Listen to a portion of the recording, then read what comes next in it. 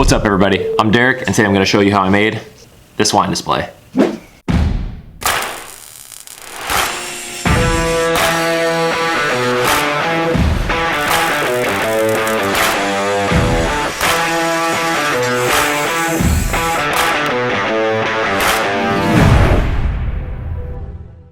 So this project started off where most do, by making the lumber square.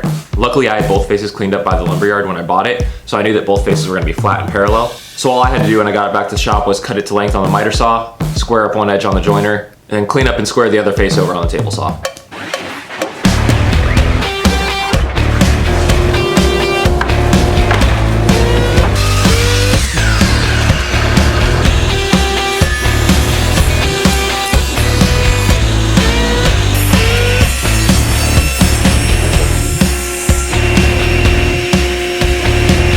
Once I had the boards all cleaned up, I could use a full-size template that I drew to lay out all the way across the panels. That way I could mark the location for the dominoes.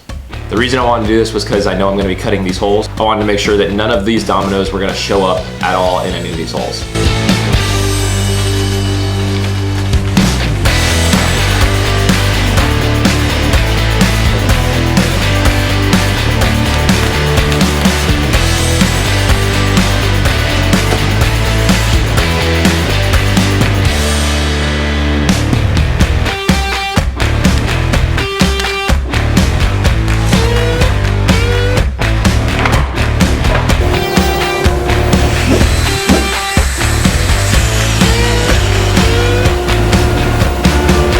Then it was time for the glue up.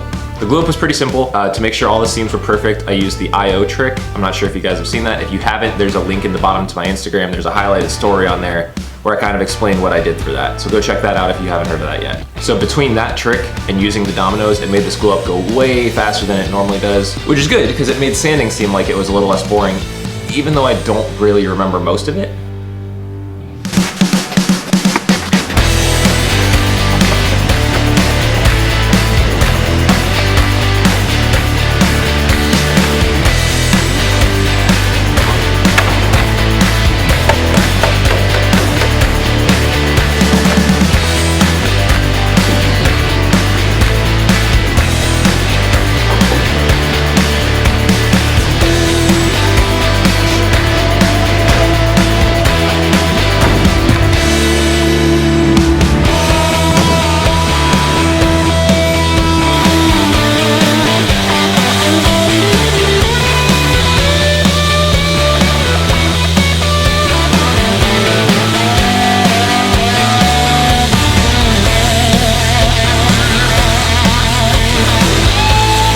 So unfortunately there's a big part of this project that I don't have any footage for, but luckily it's pretty easy to explain.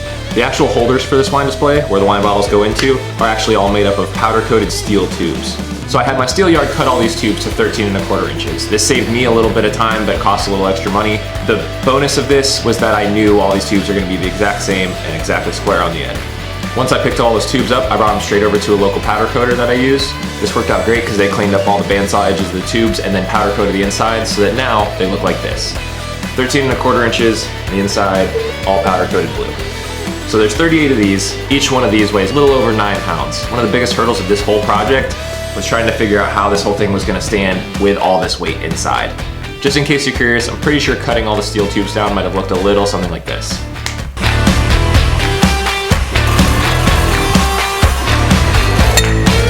And while the tubes were at the powder coater, I also brought the face frame that we already glued up to a local CNC shop so that they could cut all the circles out in the front. And again, I don't have any real footage of this, but I'm pretty sure it might have looked something like this.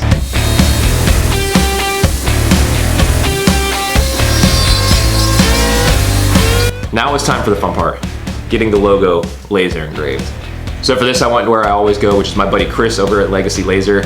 I'm gonna put a link down to his page in the description. Make sure you guys go check him out. He does some really cool stuff, really innovative stuff with the laser engraver that he's got. And he's making a lot of other really cool moves, so stay posted to that. Now let's roll some sweet laser B-roll.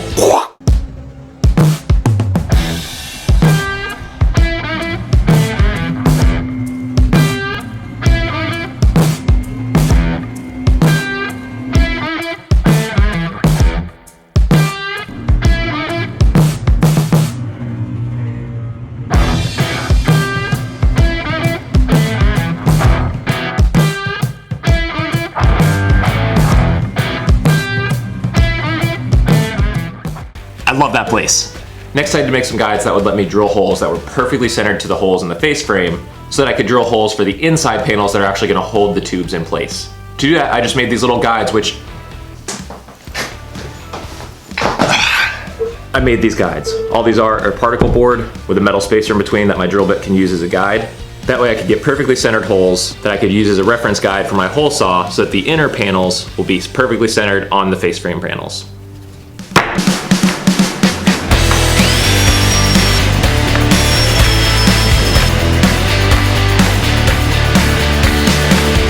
Then I could start making the outer shell all out of oak plywood. So I made all the cuts for this just using my track saw and my woodpecker squares, so I knew they were dead straight.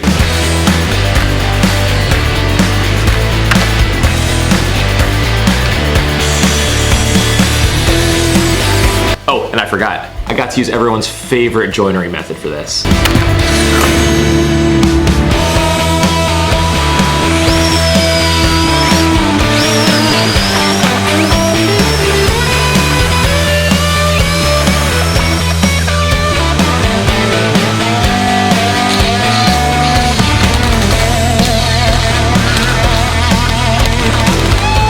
Now, with the carcass all assembled, I could bring in the backer panels, get them all lined up with a quick dry fit, and then secure them in place with some screws. I actually ended up having to do this about 8 times, which gets super tedious with bringing all these tubes in and out. But I really needed to make sure that every single tube all the way along this was going to be perfectly level. So just to help with putting this all back together on site, I added a couple dominoes to the outsides of the carcass that just go into a mortise on the face frame. This is just going to give me a reference point so that I can put the face frame back in the exact same spot that it just was when we get back on site, making sure that everything stays perfectly square.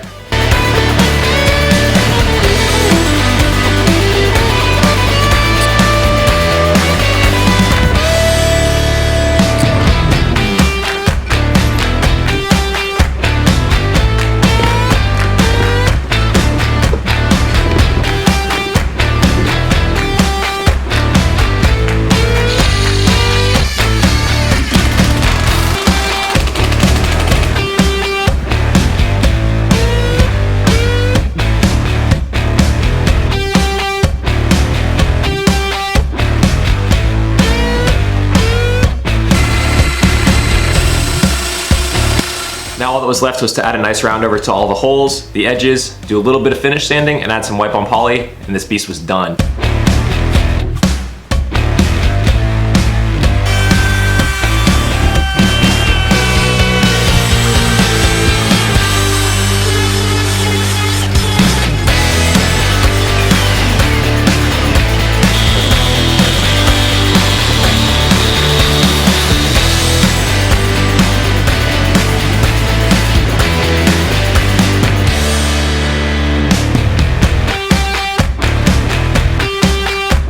So now that we're done with all the easy work, it's time to disassemble this thing one more time, load it all up in the truck, get it transported to its new home, and put it all back together one last time.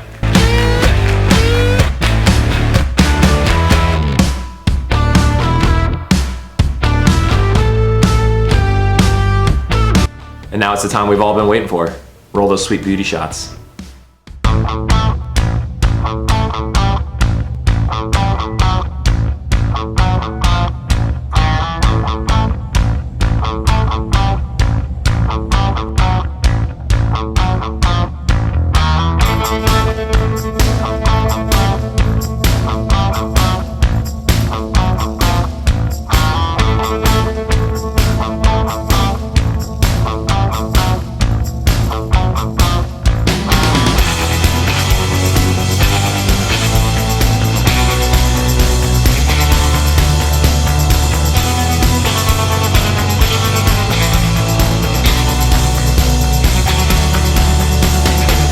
Thank you guys so much for watching this video. As always, if you liked it, be sure to subscribe down below so you can see everything else we've got going on. And if you're ever in the Tampa Bay area, be sure to go check out the Tampa Museum of Art. Go to Riverwalk Cafe, that's where this display is gonna be at. Be sure to swing by and say, hey, awesome food, awesome area, awesome museum, awesome people.